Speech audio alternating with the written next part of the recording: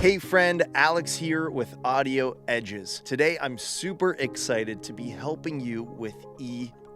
If you are trying to find a video that can show you how this thing works and where to get started, this is the video for you. You've come to the right place. We're going to start from the beginning, have a look at EQ, and get you some quick results with these 4 easy EQ moves that you can start using in your music today. Because these 4 easy EQ moves could be done on any track in any DAW. You'll be able to get results by understanding the concepts. So that's what we're going to focus on in this video. I'm super excited to have you here, and if you find this helpful, make sure to subscribe to the channel and let me know what else you would like help with in the comments. So here we are inside of Pro Tools. We're going to have a look at a few different tracks and putting EQ on those tracks.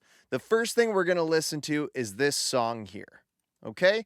And this is an EQ by a company called FabFilter that can show the frequency range also visually. But I'm going to switch over to the more familiar stock EQ from Pro Tools afterwards. But just so you can get an idea, let's see what the frequency spectrum from 20 Hertz to 20,000 Hertz, that's what the human ear can hear. Let's see what that is visualized as we listen to it.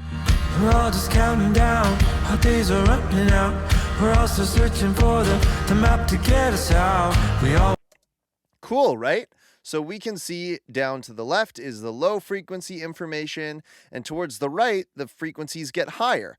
Let's have a listen to what each of these areas sound like. And sometimes you'll hear these called bands, which means just kind of the grouping of frequencies. We group the frequencies together into the low frequencies, think of maybe bass, and then we group them into low mids, which is a little bit higher than bass, and then the middle frequencies, and the high middle frequencies, and then the high frequencies. Don't worry about that just yet. I'm going to show you right now what I'm talking about. And I'm going to solo the frequencies we can hear. So let's listen to some of the lower frequencies in this song.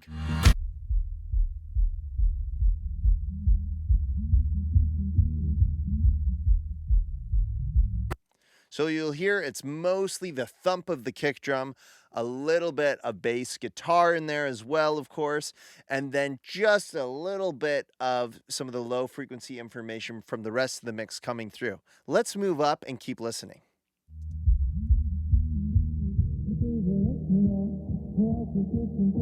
So we're starting to get some vocal. You can hear the guitars coming in. More clarity in the vocal.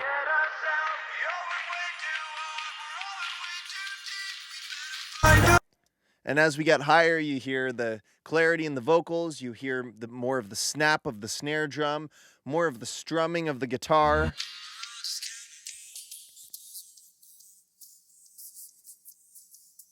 And then all the way in those high frequencies, we're hearing more of the sizzle on top of the mix, the breathiness of the voice, the crispiness of the cymbals. Okay, so these are the frequency areas we're looking at with EQ. Now, what I would like to do is bring up this familiar EQ3 7-band. This is an EQ that is a stock EQ, meaning it comes with Pro Tools already. So for beginners, it's going to be a really familiar EQ. And for anyone that doesn't use Pro Tools, these concepts translate across all DAWs. Here we have the low frequencies, the low mid frequencies, the mid frequencies, the high mid frequencies, and the highs. And now that you're familiar with those areas, I'd like to show you 4 very easy EQ moves that you can start making in your music. The first EQ move is called a filter. Let me show you how it works. Here, I can apply something called a high pass filter, meaning I'm letting the high frequencies through and cutting the low frequencies. A high pass filter is also called a low cut filter. You can see that and what that looks like here. So let's have a listen to the drums and see what this sounds like when we apply this filter. So that's not much of the filter being applied yet. I'm going to move the frequency up so you can hear it start cutting out those lows.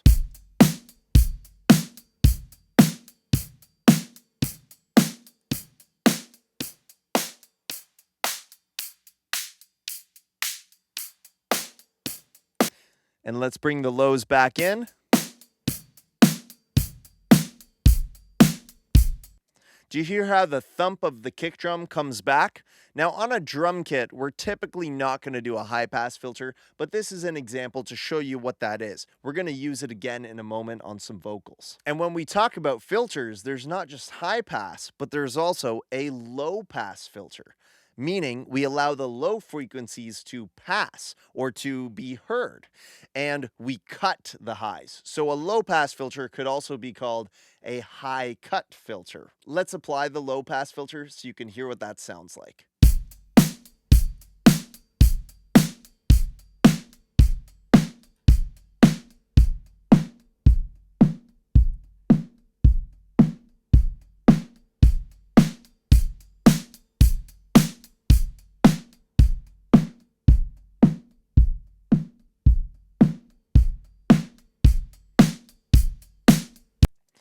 Did you hear how when I brought those frequencies down, we started to get kind of this underwater sound, almost as if all of that sparkle on top was being taken away? That's what a low pass filter will do. More commonly in music mixing, you're going to be using high pass filters, but the low pass filter is really good to know about just in the case where you maybe want more of the lows of an element in your mix coming through, and you can cut out the highs entirely. So a filter is the first easy EQ move that you can make. The second EQ move I'd like to show you is called a shelf. I'm going to use these drums again to show you what a shelf looks like. Back to a blank slate on our EQ, here's how we can apply a shelf. A shelf is a boost either in the highs, or a cut in the highs, or a boost in the lows, or a cut in the lows. However, it's not a aggressive cut like this high pass filter going all the way. It's rather just a shelf where it attenuates, and attenuates just means makes quieter. It just makes quieter all the frequencies below a certain point, or it makes louder all the frequencies below a certain point. With a high shelf, it makes louder all the frequencies above a certain point, or makes quieter all the frequencies below a certain point. And we can pick where that point is by choosing the frequency. So we can move into lower frequencies, into the middle frequencies, okay? That's about as far as this EQ lets us go. Or we can apply it just higher up like this, okay? So what you're going to see most commonly are typically EQ moves like a high shelf boost and a low shelf cut. This is going to be more familiar in music mixing. However, there will be times when you're going to want to boost all the lows to bring some thump out of an element, maybe like you want to bring out the lows in a bass. And there could be times where an element is recorded too bright and you want to cut out some of the highs. So these are great to know, and it just consists of boosting, choosing the frequency where it starts, and of course, using your ear to figure out what sounds best to you. Let's listen to the drums and apply a high shelf on the drums. Listen closely, especially to the cymbals. It's going to make a big difference there.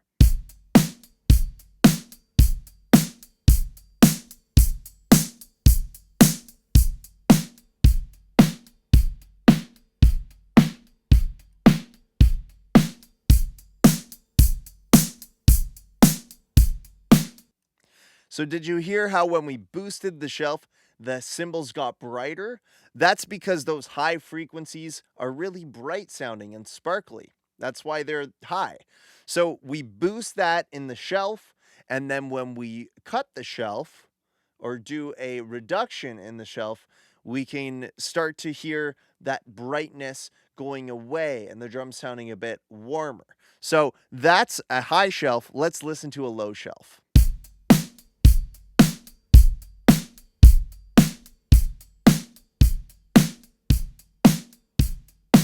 Do you hear how similarly to the filter, when we cut it out, we're losing some of those low frequencies? The only difference is we're not losing them entirely because we're only able to pull down this gain here up until about 12 dB. So there's still a tiny bit under there, but we've made it a lot quieter. So that is a shelf. We're going to revisit the shelf again in a moment when we work on the vocal track together. But let's move on in the meantime to the third easy EQ move that you can start making in your music. And this move is called a bell curve. Let's jump in and show you what that looks like. For this example, we've opened up the EQ on a guitar track. If you look closely, you can see a few little icons here. This is the shelf icon that we had just used, and of course, it's only available in the lows and the highs. And the reason that the icons are there is because it allows us also a bell option. So in the lows, we can now have a bell. Look how different that looks. Before we had the shelf, now we have the bell. And so what this is doing is boosting only the frequencies that you can kind of see are being boosted here. Now we can have a bell like this, or we can make the bell narrower. So we're affecting less frequencies. We're going to have a listen in a moment, but I would like to let you know first about this particular EQ. Remember, there's the shelf here and the bell here. You might be wondering, why don't I see any icon on these frequencies? And the reason why is because in the low mids, the mids, and the high mids, it defaults to a bell. Because a shelf isn't technically possible in those areas, because a shelf is by definition something that goes all the way to the end of the spectrum. So we have to create those shelves from the bands that sit at the end of the spectrum. Okay? So in the middle frequencies here, we can create bells just by default. Now, how can we customize this bell? Well, let's look right at the mids as an example. We can boost it up, we can cut it out, and we can use this. This is called the Q, or the bandwidth, okay? Q or bandwidth, and all that does is chooses how narrow it is. So we can make it super narrow like this. We'll talk about that in a moment, or we can make it a bit wider. So let's use this bell example to see if we can EQ the low mids of the guitar. And this is where we might find the guitar to sound a bit too boomy or muddy. I'm going to go here into the low mids, and I can start with a Q or a bandwidth, maybe something like this. And we're going to try and cut out some of the boominess or muddiness of this guitar.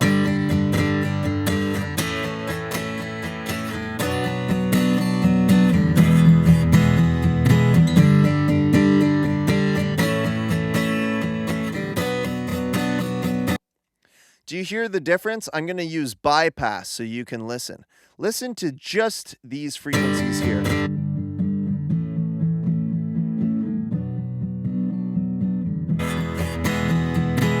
Okay, so that's with those low mid frequencies in. And here's with them cut out a little bit with a bell.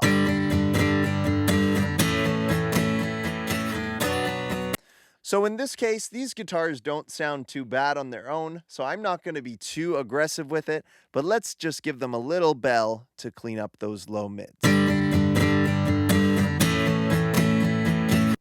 Okay?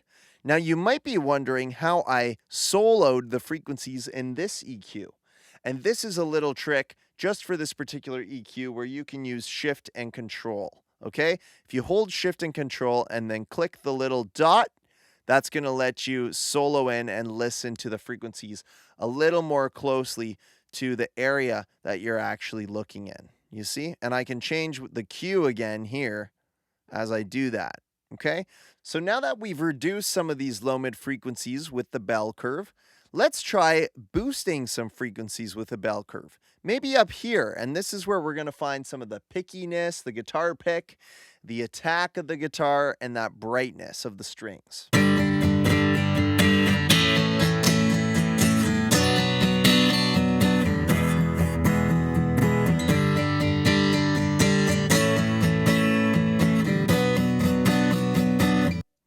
So by doing that, I'm bringing out more of the pickiness, I'm talking about the guitar pick on the strings.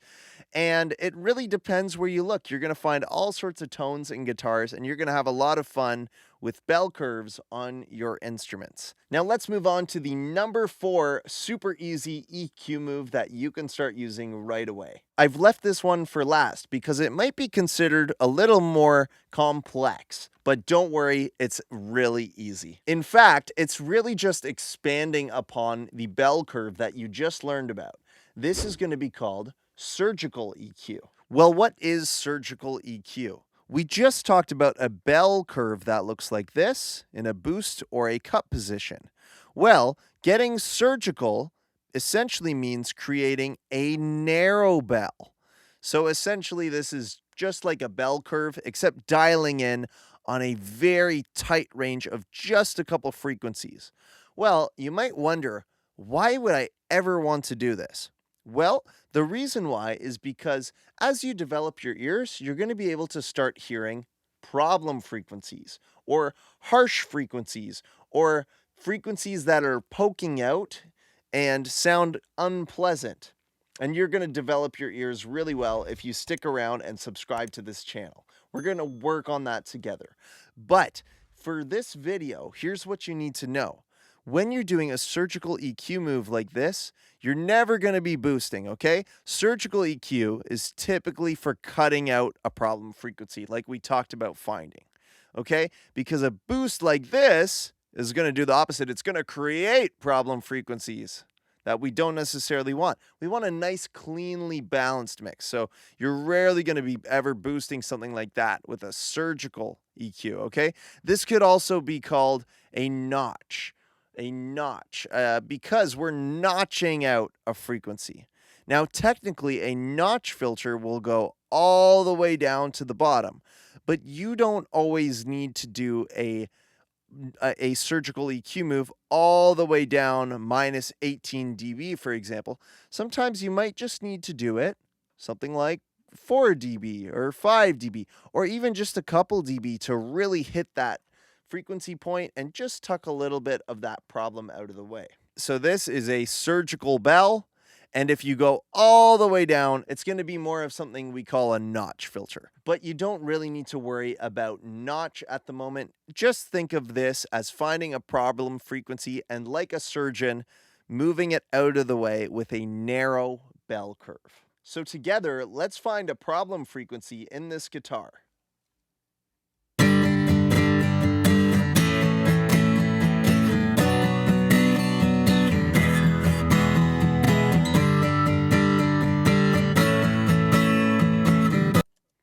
Do you hear that little frequency I just found? It almost sounds like a whistle.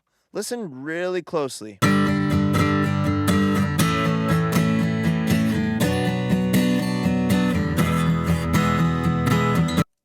Now the key here is trying to hear the frequency before you even touch your EQ, before you apply the move. Because if you go like this and sweep around, essentially what will happen is that you might be boosting things that weren't a problem. And then you convince yourself that it is a problem because you boosted it so much while you were looking for it. So the key is listen to the guitar and listen to the frequencies before you make any move, okay? When I heard this guitar first, I could hear in my ear this little whistle. See if you can hear that whistle. That's that frequency there. Listen. Now, if you weren't able to pick that out, don't worry, you will get there. Stay with me. I'm going to take you through that journey and you will get there. But for now, let's hear that whistle and take it out of the guitar. Now you know what it is. Listen for this.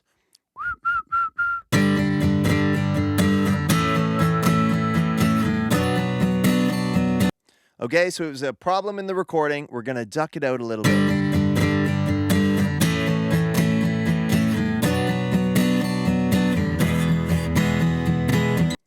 That feels perfect. Just something like -4.5, you know, nothing, I'm not going like this. I'm not doing -18 because did you hear? If I go too far, it'll sound hollow. So I'm just going like -4, just listening until the problem goes away and nothing more. Now, one thing very, very important with these surgical EQ moves, you want to be careful. Sometimes one mistake that you can make when you're starting out is thinking that there's a lot of problems everywhere and trying to find them and boosting things all over the place. And then you end up with a ton of these all over the place that look like this. And maybe there's just a few too many where you didn't need it. And you end up with a hollow sounding track because you've actually cut out a lot of a lot of the frequencies across the spectrum. So just be careful and do this only when you hear a problem.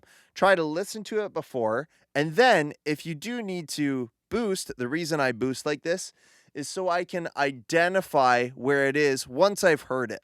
Once I've heard it, I can find it much quicker by doing a little sweep, and when I hear that frequency ring out, then I can know exactly where it is. I can leave that there and I can pull the gain down to get it out of the way. So now that you've learned about these 4 easy moves, let's show you some real results right away on a vocal track. And this is something that you can now do knowing these concepts from this lesson. It's nothing more complicated than what you've just learned here. And I think you're gonna like the way that this totally changes the vocal. Let's take a look. Here is our vocal track with no EQ, okay? Bypassed, nothing's being applied anyways. Let's listen. Whenever the mood strikes me right, whatever the rules are on my side. Okay, and here is the after of the EQ I applied, okay? As you can see, there's a high pass. There's removing of a little bit of the muddiness or boominess. There's a little bit of, I won't call it a notch, I'll call it a surgical EQ move in a problem frequency and adding a little bit of brightness on top of the vocal. So let's listen to the before again. Whenever the mood strikes me right, and after. whatever the rules are on my side. Whatever the mood strikes me right. Whatever the rules are on my. So now let's do this together. Very commonly on vocals, there's not much information below the kind of this, 85 up until 125 hertz area, depending on if it's a male or female vocal. And so I'm going to do a high pass filter just to get those lows out. So here's the before. Whenever the mood strikes me right. And the after. Whenever the mood strikes me right. So you're not going to hear a huge difference yet. This is more so just to clean up the recording, and if there's any low rumble maybe coming from the room, or maybe some low like thumping kind of that got into the recording somehow, that's just going to make sure that the low end is really clean and doesn't affect stuff that comes later. Next, we're going to have a look at the low mid frequencies. This is where you might find some muddiness or a bit too much boominess in a vocal, okay? And what we're going to do is apply a little bell. Whenever the mood strikes me right. So listen, that's what I'm taking out. Whenever the mood strikes me right. Whatever the rules are on my side. Now, I'm not really taking a lot of it out because it's not really a big problem. This is a good sounding vocal recording. It'll really depend on the vocal. Now let's listen to more specific frequencies where we might be able to make a little surgical move to help this vocal sound more clear. Whatever the rules are on my side. I'm hearing kind of this high, little bit of a whistle. It's just a little bit kind of harsh. And when I say whistle, I just mean a little bit of a piercing frequency consistently coming through. Here's kind of where I was looking. I'll let you hear it as well. Whatever the rules are on my side. Whatever the mood. Do you hear that way up there? Whatever the rules are on. Do you hear it popping out? Now the key is there to make sure you hear it before you apply any EQ or look for it. Whatever the rules are on my side. So I hear it coming in on the kind of the words on my side. Let's listen to another line. Whatever the mood, this drives me right. Yeah, it's coming in a little bit on these words here, Whatever the mood, right? Let's listen with the EQ. whatever the mood. So it's very subtle. So I'm not going to do anything too aggressive, but I'm just going to tuck that little frequency with that little bit of whistling out of the way using one of the strategies that we talked about today. Now, finally, a pretty common move on a vocal is going to be to add a little bit of extra breath and shininess on the top. This is what makes a vocal sound close and also kind of gives it that pop radio type of feel. And we're going to do this by adding a high shelf. Let's apply this together. Whatever the rules are on my side. Whatever the rules are on my side. Did you hear how when I add this shelf, it makes the vocal sound really breathy and kind of makes it crispy in the high frequencies? Whatever the rules are on my side. Now, that's a little bit too much for my taste. So we're going to pull this back and only give it just a little bit of a boost in the highs, just to bring a little bit of sparkle through, but not too much because this is already a bright sounding recording. Whatever the rules are on my side. Great job, my friend. Now that we've done this EQ together, let's listen to the vocal without the EQ and then apply the EQ and try and see if you can hear how it just cleans up the vocal. Whenever the mood strikes me right. Whatever the rules are on my side. Whatever the mood strikes me right. Whatever the rules are on my side. I think you're gonna have a lot of fun with this, and don't be too freaked out by the EQ. I know it looks like a lot at the beginning, but actually once you learn that there are just a few different moves you can do, and it can get you some really good results really quickly, you're gonna start having so much fun with it. And if you found these 4 easy EQ moves helpful, I have a free resource for you that you're gonna love. It's called the Vocal EQ Guide. The guide is very simple and easy to understand and proven to get results. So the link will be at the top of the description and you can go download that now. And as always, happy mixing, and I'll see you in the next video.